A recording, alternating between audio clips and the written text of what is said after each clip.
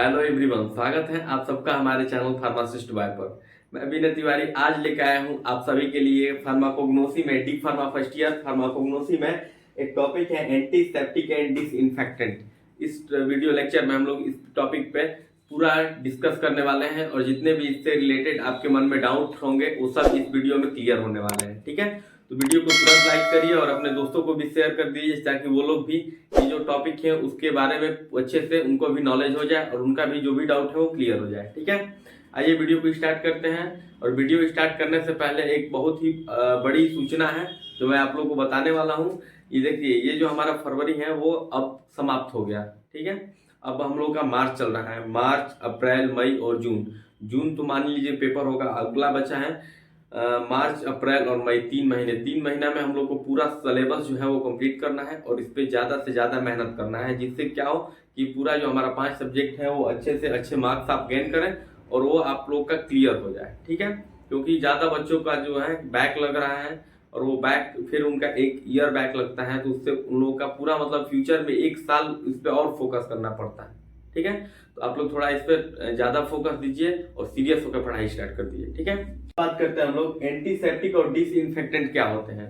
देखिए, जो एंटीसेप्टिक होते हैं वो हम लोग उनका काम क्या रहता है, माइक्रोब्स जो भी होते हैं, माइक्रोबियल ऑर्गेनिज्म जो होते हैं, ऑर्गेनिज्म उन लोगों को क्या करता है कि किल करता है। ठीक है, क्या यहाँ पे लिखा है, क्या है देखिए, antiseptic are those chemical agent which are used for the clean or prevent the microbial growth on the living surface।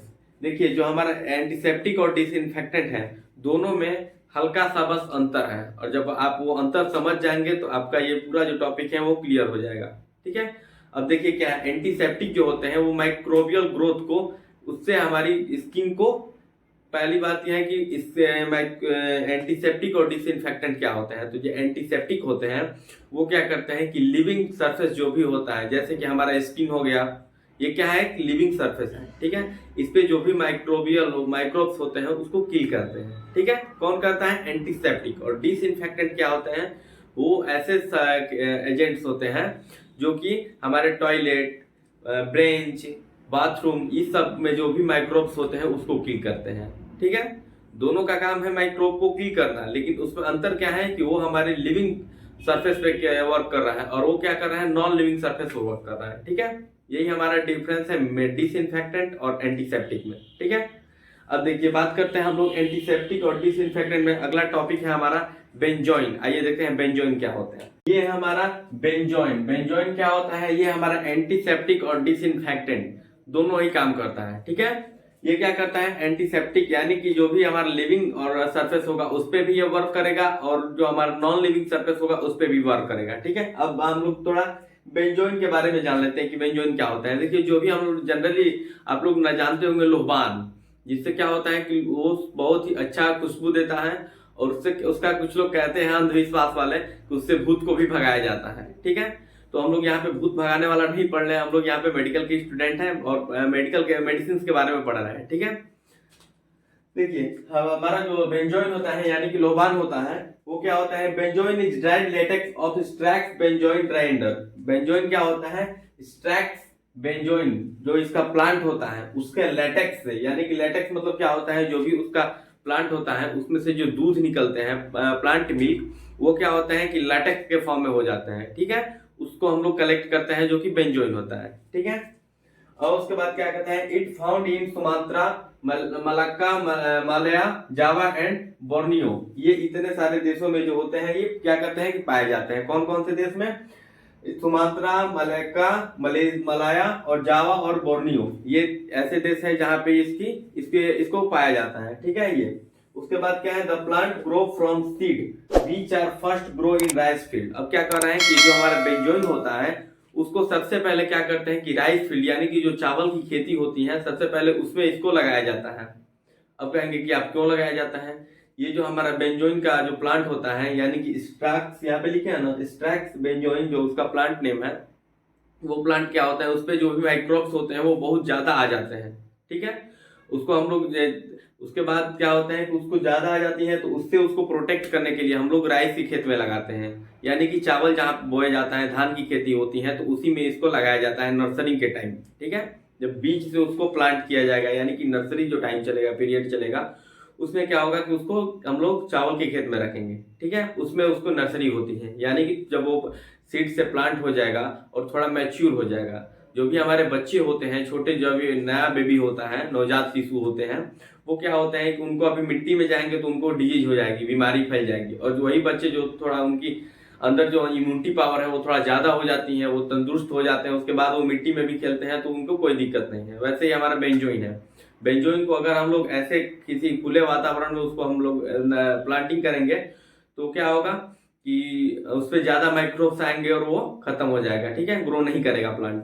तो इसको क्या करते हैं हम लोग राइस के फील्ड में, यानी कि राइस के खेत में उसको पहले उगाते हैं, ठीक है। तो वही कह रहा है कि benzoin the plant from grow from seed, इसको क्या कहते हैं, सीड से उगाया जाता है।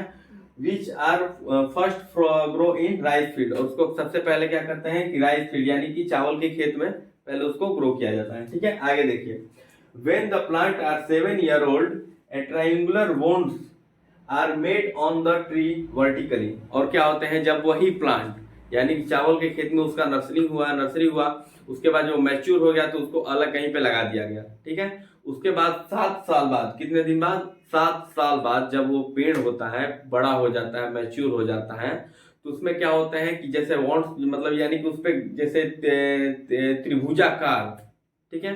कैसे आप लोग देखे होंगे जो हमारा वो महुआ का पेड़ होता है, महुआ, उस पर क्या होते हैं कि बड़े बड़े वॉन्ट्स हो जाते हैं, यानी कि कहेंगे उसको साधारण भाषा में तो घाव जैसा हो जाता है उस प्लांट पे, ठीक है। वैसे इसमें भी होता है, ठीक है।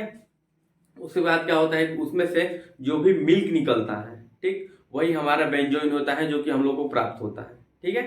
मिल्क, उसी वॉन्ट्स में से जो हमारा मिल्क ऑब्टेन होगा वो लेटेक्स फॉर्म में होगा, उसके बाद हम उसका कलेक्ट कर लेते हैं तो क्या होता है, बेंजोइन प्राप्त होता है, ठीक है। यहाँ पे आगे देखिए क्या कर रहा है, a hard secretion are come out from that bonds which are obtained as benzoin। से वही बात बोल रहा है।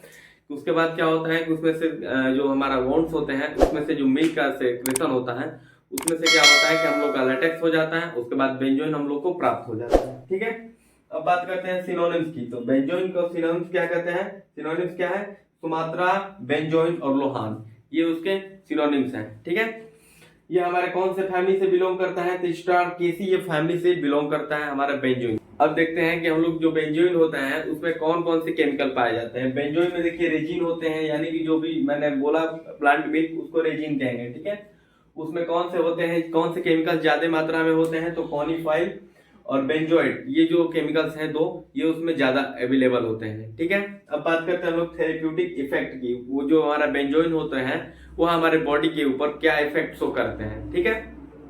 तो पहला है हमारा एक्सपेक्टोरेंट, यानी कि जो भी हमारे म्यूकस का ज्यादा सेक्रेशन होता है, ठीक है, एयरवे में, उसको क्या करता है कि ट्रीट करता है, यानी कि cough syrup, as a cough syrup भी इसका यूज होता है, कफ सिरप में भी, ठीक है।